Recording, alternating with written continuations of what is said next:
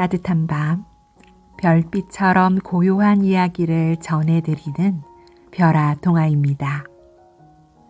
오늘은 전래 창작동화 3편을 준비했습니다. 하루의 끝자락에서 조용히 숨을 고르며 편안한 시간, 그리고 포근한 잠자리를 선물해드리고 싶습니다. 마음의 불을 살짝 끄시고 함께 달빛 속으로 걸어가 보아요. 구독, 좋아요는 영상을 준비하는데 큰 도움이 된답니다.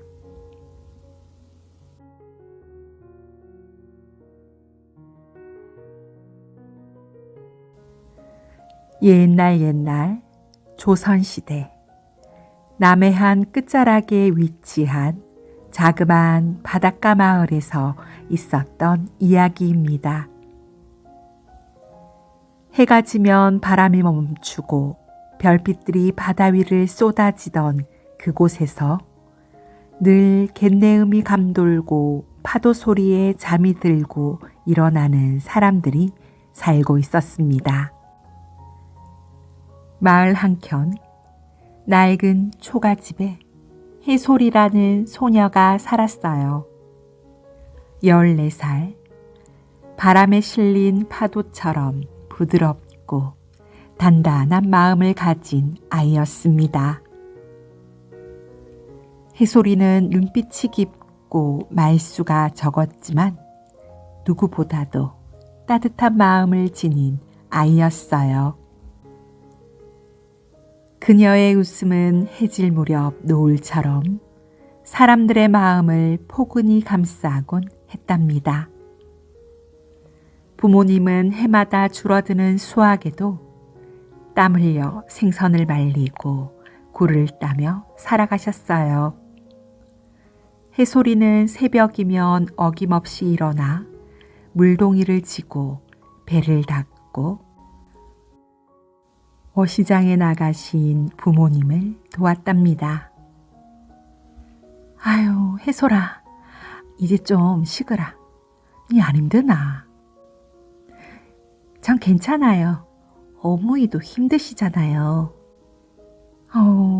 야야, 그만해라, 그만해. 니는 맨날 괜찮다 하고. 얼굴이 바싹 말라가 안쓰러워 죽겠다. 엄마는 해솔이의 머리를 쓰다듬었습니다. 그러던 어느 해 여름날이었습니다. 마을은 긴 가뭄에 시달리기 시작했어요. 비는 오지 않고 바람은 숨을 죽인 듯 고요했답니다. 바다는 차갑게 식어버린 듯 고기 한 마리조차 모습을 드러내지 않았지요. 며칠이 지나도 비는 오지 않았고 해는 쨍쨍 내리쬐기만 했답니다. 밭은 갈라지고 우물은 바닥을 드러냈지요. 항아리 속 물은 점점 줄어들고 마을 아이들은 점점 더 기운을 잃어갔습니다. 부엌에서는 더는 끼니를 끓일 수 없었고 장터에서는 생선을 찾는 사람보다 한숨을 쉬며 돌아서는 사람들이 많아졌습니다. 가뭄과 배고픔에 마을 노인들이 쓰러져 몸져 눕고 마을 사람들은 얼굴이 점점 더 말라갔답니다. 더 이상 아이들의 웃음소리도 들리지 않았어요.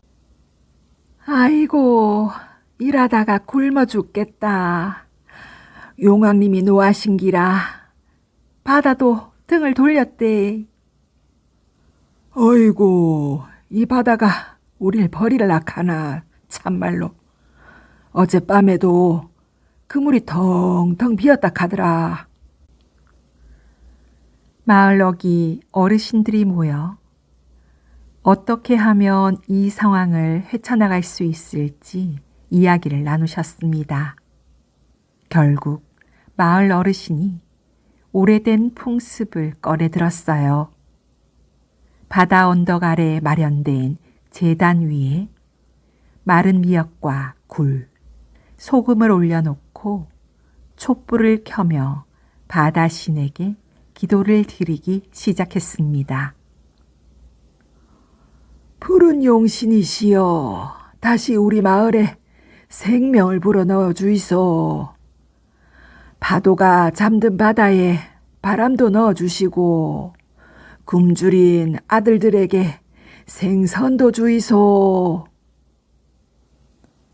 제사 도중 어르신들은 옛 노래를 읊으며 바다를 향해 절을 올렸습니다. 아이들은 마른 잎으로 만든 작은 바람개비들을 들고 소원을 빌었고 어른들은 하늘을 향해 두 손을 모았어요. 그날 밤 해솔이는 잠이 오지 않습니다. 촛불이 꺼져가는 마루 밑에서 텅 빈 바다를 바라보다 조용히 집을 나섰어요. 어머니, 조금만 걷고 올게요. 모래사장을 따라 걷던 해솔이는 기도하듯 속삭였어요. 제발 모두가 다시 웃게 해주이소. 그때 그녀의 눈에 작은 동굴 하나가 들어왔습니다. 평소엔 물이 잠겨 보이지 않던 곳이었어요. 파도가 빠져나간 자리에 드러난 그 입구는 마치 누군가를 기다리는 듯 했습니다. 여기 뭐가 있나? 해솔이는 조심조심 동굴 안으로 들어갔습니다. 그 안에는 반짝이는 조개 껍데기가 가득했고 그중 가장 깊숙한 곳에 살짝 열려있는 큰 조개 하나가 눈에 들어왔어요. 해솔이가 다가가 조개를 살짝 열어보았지요. 그 조개 안에는 작은 여자아이가 누워 있었습니다.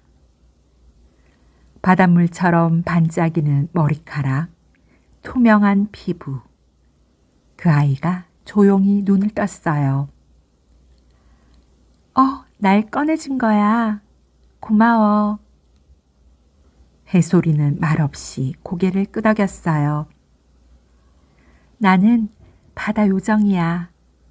오래전 사람들의 욕심 때문에 이곳에 갇혀 있었어. 너처럼 순한 마음을 가진 아이가 아니면 절대 열리지 않는 조개였단다. 요정은 가볍게 웃으며 말했어요. 어떤 소원이든 하나 들어줄 수 있어.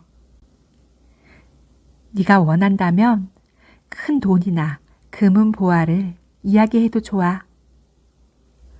해솔이는 고개를 저었습니다. 내는 그런 거 필요 없고 물고기들이 돌아왔으면 좋겠어요. 마을 사람들이 모두 다 좀 편안해지게요. 요정의 눈이 반짝 빛났습니다. 아이 참, 그런 소원을 말하는 건 아마 네가 처음일 거야. 그 순간 동굴 안에 물결이 스르르 밀려들더니 요정은 바닷물 속으로 천천히 사라져 버렸습니다. 그리고 다음날 아침 기적처럼 바닷가엔 고깃대가 돌아왔고 파도는 힘차게 밀려왔어요. 마을 사람들은 서로 얼싸안으며 기쁨과 놀라움을 금치 못했습니다. 아이고, 용왕님이 드디어 마음을 좀 푸셨는갑다. 감사합니다. 감사합니다. 그날 이후 마을 사람들은 더 이상 욕심내지 않고 자연과 더불어 사는 법을 배웠답니다. 파도는 다시 노래를 부르기 시작했고 고깃배는 연일 만선을 이루며 항구로 돌아왔어요. 어시장에는 다시 활기를 찾아 생선이 넘쳐났고 아이들의 웃음소리가 골목마다 퍼졌어요. 혜솔아, 오늘은 고등어가 다라이 한가득이대. 어이구, 네 엄마 웃는 거 오랜만에 봤다 아이가. 햇살 아래 바닷바람은 따뜻하게 불어왔고 사람들의 얼굴엔 오랜만에 웃음이 피어났습니다. 그리고 해솔이는 예전처럼 부모님 곁에서 고요한 미소로 바다를 바라보곤 했어요. 오늘도 바닷바람은 그녀의 머리카락을 살랑살랑 흔들어 주고 있었습니다.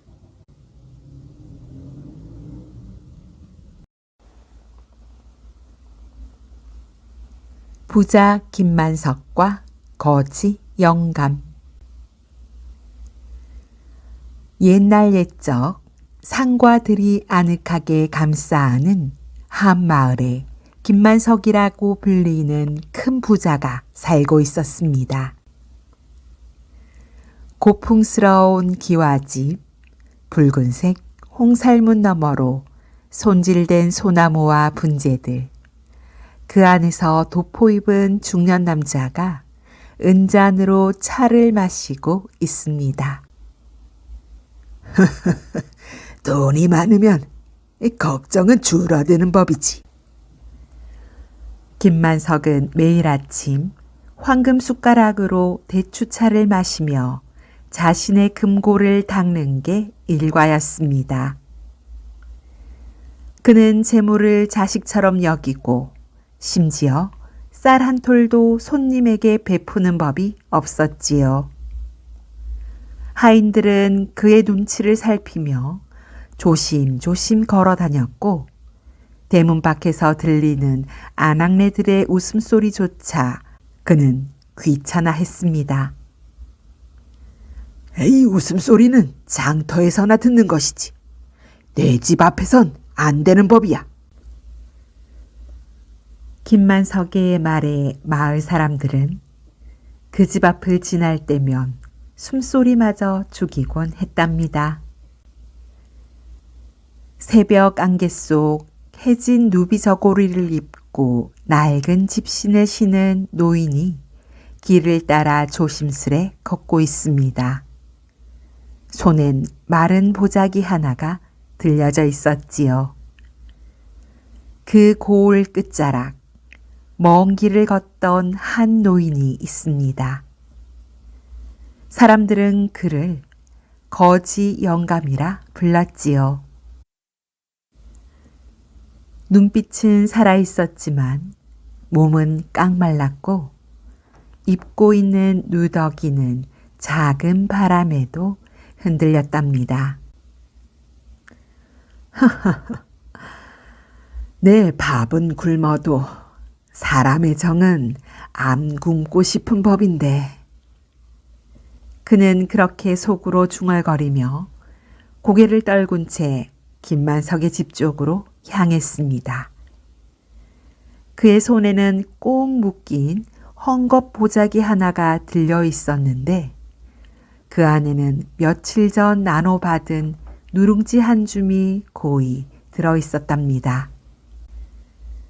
지나가던 개 한 마리가 그의 냄새를 맡고 따라붙자 그는 머털웃음을 지으며 한 손으로 머리를 쓰다듬어 주었답니다. 그래, 너도 배가 고프드냐? 내 그 마음을 잘 알지. 이윽고 김만석의 집 앞에 다다른 거지는 이보시오. 나그네가 길을 지나다 지쳐 물 한 모금 얻고자 하오. 거지 영감은 문 앞에 서서 정중히 말했습니다.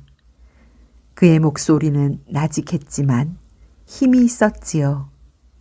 그러나 안채에서 그 모습을 본 김만석은 코웃음을 치며 말했답니다. 내 참 기가 차서 저런 몰골로 어디 내 집 문턱을 넘으려 드는가. 걔 당장 꺼지지 못할까? 그 말과 함께 대문은 쾅 하고 닫혔고 그 문소리에 비둘기떼가 놀라 날아올랐습니다. 거지 영감은 묵묵히 고개를 숙이고 돌아섰지요.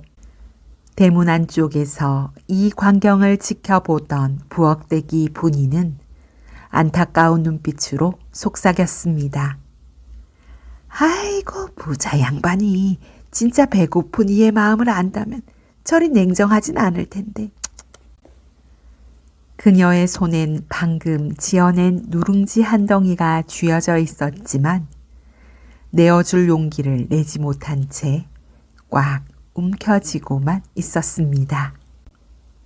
하는 수 없이 거지 영감은 조용히 발걸음을 옮겼습니다. 그가 도착한 곳은 뒷동산 느티나무 그늘 아래였어요.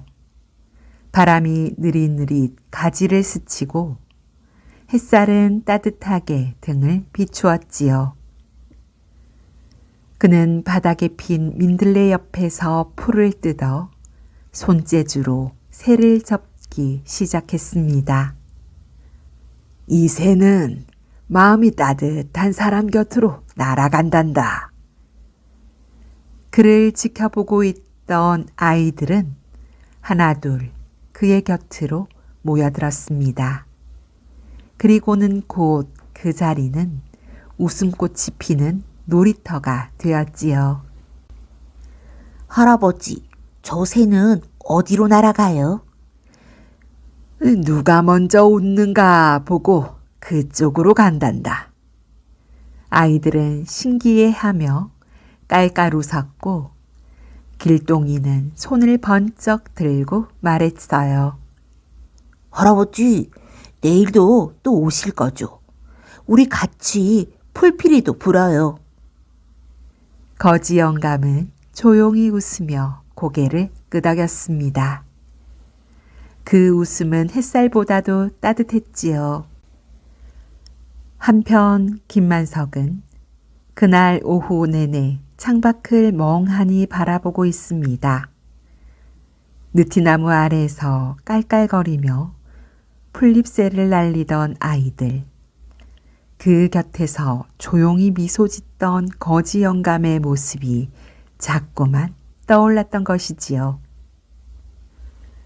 그는 고개를 휙 돌리며 스스로에게 말했습니다. 괜한 잡생각. 사람들에게 보여줄 건 따뜻한 미소가 아니라 확실한 위세야, 위세. 그는 마루에 앉아 도포자락을 정리하며 손뼉을 착 치고 하인을 불렀습니다. 이보게, 내일 당장 진수성찬을 준비하게. 황금상을 꺼내어 잔치를 열 것이야. 은어찜, 능이버섯 전골, 자쪽도 좋겠군. 육전도 좀 하고. 무엇이든 최고만 내놓으라고.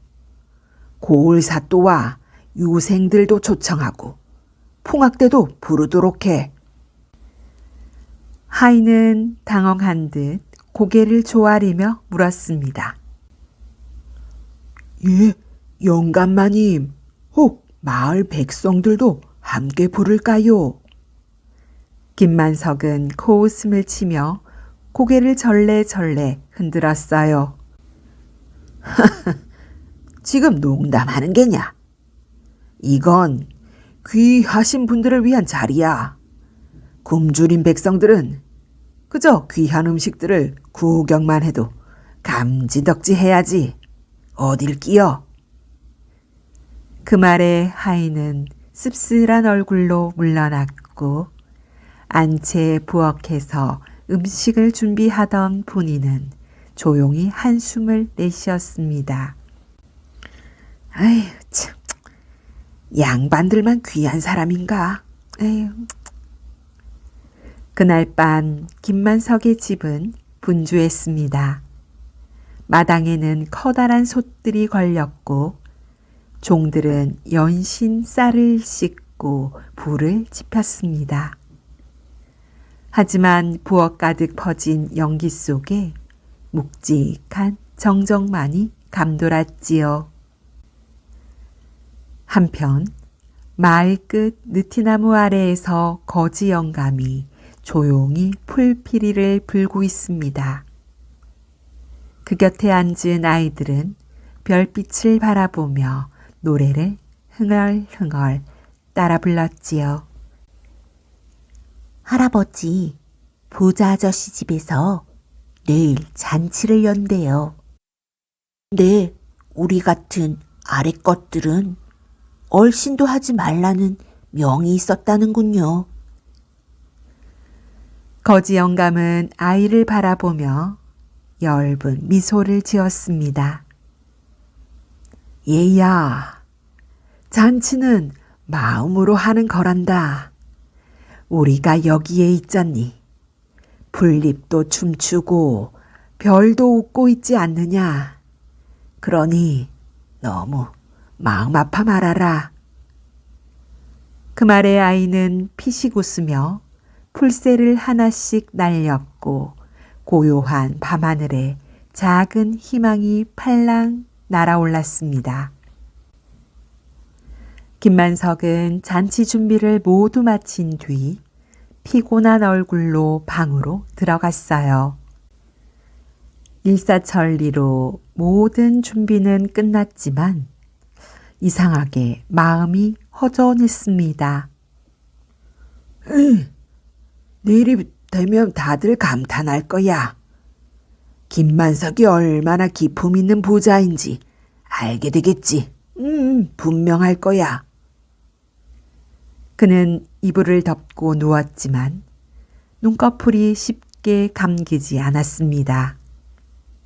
창밖에는 바람이 느티나무 잎을 스치고 있었고 어디선가 풀피리 소리가 희미하게 들려오는 듯 했지요. 에이, 잡생각은 집어치우자. 그리곤 결국 그는 깊은 잠에 빠져들었습니다. 하지만 이내 이상한 꿈이 시작되었어요. 김만석의 꿈에는 황금과 보석으로 가득 찬 창고가 등장했어요. 반짝이는 금덩이들이 탑처럼 쌓여 있었고 그는 그 사이를 환하게 웃으며 걸어 다녔답니다. 그런데 갑자기 그 금들이 하나둘 녹아내리기 시작했어요.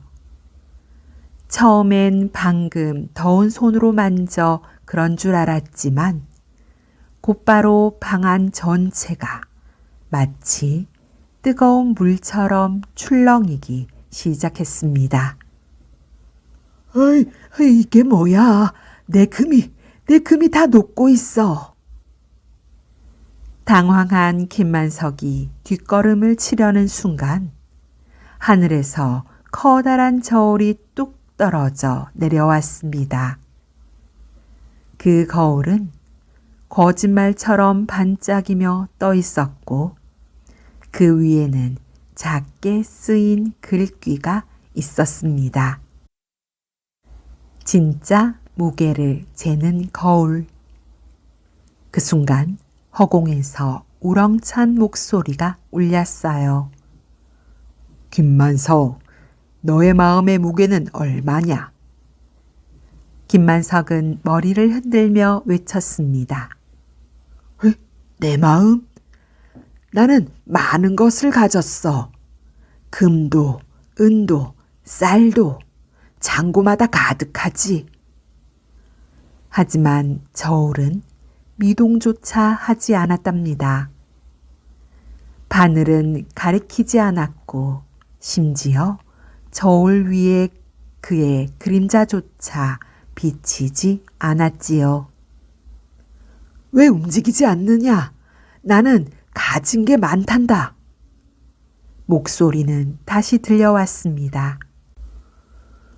네가 가진 건 껍데기 뿐이니라. 마음이 비어 있으면 이 저울은 절대 반응하지 않을 것이야. 그 순간 황금 창고가 무너졌고 바닥이 꺼지며 김만석은 검은 구멍 속으로 빨려 들어갔습니다. 그 안에서 그가 외쳤습니다. 아니야, 나는 진짜 부자야. 나는. 그의 외침은 메아리처럼 번지다 이내 사라졌고 김만석은 비몽사몽간에 땀이 흠뻑 젖은 채로 벌떡 일어났습니다. 숨은 가쁘게 몰아쉬고 이마에는 굵은 땀이 흘러내렸습니다. 어이, 꿈이었구나. 하지만 마음 깊은 곳에는 무언가 무겁고 찜찜한 것이 가라앉는 듯한 기분이 들었답니다. 이른 새벽입니다. 안개가 마을 골목을 가늘게 감싸고 있을 무렵 김만석의 집 대문 앞에는 누군가 조심스럽게 내려놓고 간 보자기 하나가 놓여 있습니다. 보자기는 오래되어 군데군데 헤어져 있었지만 정성껏 잘 묶여 있었고 그 안에는 고소한 냄새가 풍기는 누룽지 한 줌이 담겨 있었습니다. 김만석은 평소와 달리 이른 아침부터 잠이 깨어 있었어요. 전날 꾸었던 기이한 꿈이 계속 머릿속을 맴돌았고 그는 그 의미를 붙잡기라도 하듯 산책하듯 문 앞으로 나섰습니다. 하인이 조심스레 다가와 말했어요. 영감마님, 문 앞에 이것이 놓여져 있었습니다. 김만석은 말없이 보자기를 받아 들었습니다. 그리고는 보자기를 펼쳐 그 안에 누룽지를 바라본 순간 잠시 숨을 멈추었어요. 마치 오래된 기억 속 따뜻한 밥솥 냄새가 그의 가슴을 파고드는 듯 했답니다. 보자기 안에는 편지 한 장이 함께 들어 있었는데 낡은 종이에 또박또박 눌러 쓴 글씨로 이렇게 적혀 있었습니다. 가진 것은 없으나 나눌 마음은 있습니다. 나의 하루를 채워준 이 누룽지를 오늘은 당신께 드립니다. 진짜 부자는 가진 것을 쌓는 자가 아니라 마음을 나눌 줄 아는 자인 것입니다. 김만석은 편지를 읽으며 말없이 서 있었습니다. 이마의 주름 사이로 생각이 깊이 내려앉았고 손에 쥔 누룽지는 마치 금덩이처럼 무겁게 느껴졌어요. 잠시 뒤 그는 조용히 마루로 돌아가 앉아 자신이 거들떠 보지 않던 하늘을 처음으로 길게 바라보았습니다. 그 하늘 너머 어딘가 거지 영감의 발자국 소리가 아직도 들리는 것만 같았지요. 그날 오후 마을 곳곳에 이상한 소문이 퍼지기 시작했습니다. 김만석 영감이 창고를 열었대. 그분이 멍석을 깔고 밥상을 차렸다지 뭐야. 누구는 믿지 않아 고개를 갸우뚱했고 누구는 반신반의하며 길을 나섰습니다. 그러나 마을 너기를 지나 김만석 집 앞에 도착한 사람들은 눈을 의심했어요. 과연 마당 한가운데 커다란 멍석이 깔려 있었고 그 위에 따뜻한 밥과 국, 나물 반찬이 정갈하게 놓여 있었으니까요. 김만석은 자신의 도포 소매를 걷고 직접 밥을 푸고 있었답니다. 허리를 굽히고 한 사람 한 사람에게 인사까지 하며 말했어요. 차린 건 없지만 많이들 드시게. 내가 정성스레 준비한 것이니 받아주게. 사람들은 서로 얼굴을 마주보며 놀랐지만 이내 조심스레 멍석 위에 앉았습니다. 노인들도 아이들도 며칠을 굶은 이도 방금 밭에서 돌아온 이도 함께 말이지요. 그때 어디선가 익숙한 목소리가 들려왔습니다. 아이고, 부자 양반이 직접 밥을 푸는 날이 다 오다니 이거 참 귀한 날일세. 사람들 사이에서 웃음이 터져나왔고 김만석도 머쓱하게 웃으며 덧붙였어요. 네, 그동안 인색하게 굴어 미안들 했네. 부자라는 이름이 부끄럽지 않도록 내 앞으로는 더 베풀며 살겠네. 그날 김만석의 집은 따뜻한 밥 냄새와 함께 사람들의 웃음소리로 가득 찼습니다. 아이들은 잔치처럼 뛰어다니며 노래를 부르고 분이는 부엌에서 기름에 부친 전을 접시에 담으며 흐뭇하게 미소 지었어요. 아이고, 이런 날이 올 줄이야. 마음으로 지은 밥상이 제일 귀한 잔치라는 말이 맞구먼. 하늘은 어느새 노을빛으로 물들고 있었고 멍석 위의 사람들은 서로의 마음을 나누며 한 끼를 따뜻하게 마주하고 있었습니다. 달빛을 씹는 아이. 옛날 한 골짜기, 산과 산 사이를 구름이 덮고 흐르던 마을이 있었어요. 그 마을 이름은 별정이라 하였는데 밤이면 별이 총총하고 바람조차 조용히 쉬어가는 곳이라 그런 이름이 붙었답니다. 그 마을에 소별이라는 아이가 살고 있었어요. 12살, 작고 말이 없는 아이였지요. 마을 사람들은 소별이를 그저 수줍고 별 볼 일 없는 아이라 여겼습니다. 하지만 소별이는 누구보다 조용히 자연을 바라보는 눈을 가진 아이였어요. 꽃잎이 떨어지는 방향, 나뭇잎 사이로 내려앉는 햇살, 풀벌레가 오는 간격까지도 가만히 귀 기울이며 살아갔지요.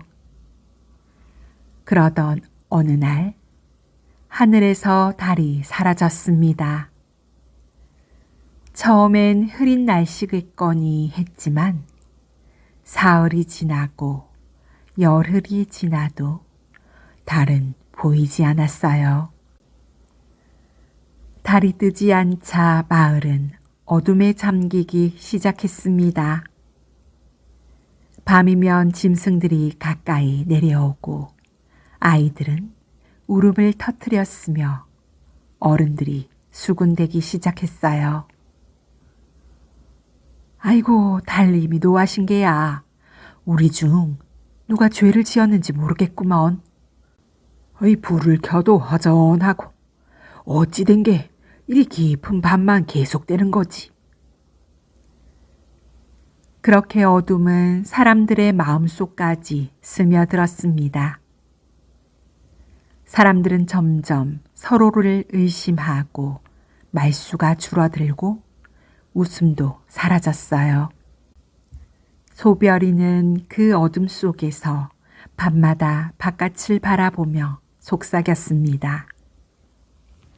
달님, 어디 계세요? 마을이 무서워하고 있어요. 어느 날 밤, 그녀는 작은 빛을 따라 마을 너머 숲으로 발걸음을 옮겼습니다. 달빛이 비치던 옛 연못자리에서 백발의 한 할머니를 만났습니다. 할머니는 소별이를 보자 말을 걸었어요. 아유, 너는 여전히 빛을 찾는 아이로구나. 할머니, 달님이 사라졌어요. 달은 떠나가는 것이 아니라 잊혀진 거란다. 사람들이 달을 보지 않으면 달도 그 마음을 잃어버린 거지. 잠시 침묵하던 할머니는 깊은 숨을 내쉬며 말을 이어갔습니다. 아주 오래전에도 이 마을에서 달이 사라진 적이 있었단다. 소별이의 눈이 동그래졌습니다. 정말이요? 그래. 그땐 사람들이 서로 미워하고 자연을 멀리했지. 달은 그런 마음을 견디지 못하고 하늘 저편으로 숨었단다. 그럼 어떻게 다시 돌아왔어요? 노인은 눈을 감고 미소를 지었어요. 한 아이가 있었단다. 이름은 남지 않았지만 그 아이는 매일 밤 나무 아래에서 달에게 말을 걸었지. 고운 노래를 부르기 시작했고 밤마다 하늘을 향해 등을 펴고 서 있었단다. 그러자 어느 날 달이 작게 빛을 비췄고 그 아이는 손을 흔들며 말했지. 나는 너를 기다렸어. 달은 그 마음에 감동해 다시 떠올랐단다. 달은 늘 우리 마음을 비추는 거울이니까. 할머니는 주머니에서 반짝이는 씨앗 하나를 꺼내주었습니다. 이걸 심으렴. 네 마음으로 돌봐주면 다시 달빛이 피어나리라. 소별이는 그 씨앗을 품에 안고 집으로 돌아왔어요. 그리고는 작은 언덕에 조심스레 심어주었습니다. 그리고 매일 밤 말을 걸어주었어요. 잘 자요, 달빛 씨앗. 오늘은 별 하나가 떴어요. 당신도 곧 다시 돌아오겠지요. 비가 오든 바람이 불든 소별이는 빠짐없이 씨앗 곁에 앉아 이야기했어요. 며칠이 지나고 씨앗이 싹을 틔우더니 은빛 이슬이 머금은 작은 새싹이 되었습니다. 그리고 보름이 지난 어느 날 밤 그 씨앗은 은은한 빛을 머금은 채 하늘로 피어올랐어요. 사람들은 고개를 들고 그제야 하늘을 보았습니다. 다시 뜬 둥근 달, 그 빛은 이전보다 더 부드럽고 따뜻했답니다. 아이고, 이게 달이야? 아유, 어디 있었던 거지? 그 후 사람들은 서로를 향해 조금 더 따뜻하게 웃기 시작했어요. 밤에도 등불을 끄고 하늘을 올려다 보는 날이 많아졌고 아이들은 소별이에게 달빛을 키운 아이라고 조심스럽게 인사를 건넸지요. 소별이는 말없이 웃으며 대답했어요. 달은 언제나 저기 있어요. 다만 우리가 너무 오랫동안 고개를 숙이고 있었던 것 뿐이지요. 달은 조용히 마을을 비추고 있습니다. 소별이는 은빛 아래서 살며시 눈을 감습니다. 그녀의 마음에도 고요하고 따뜻한 달빛이 스며들고 있었지요.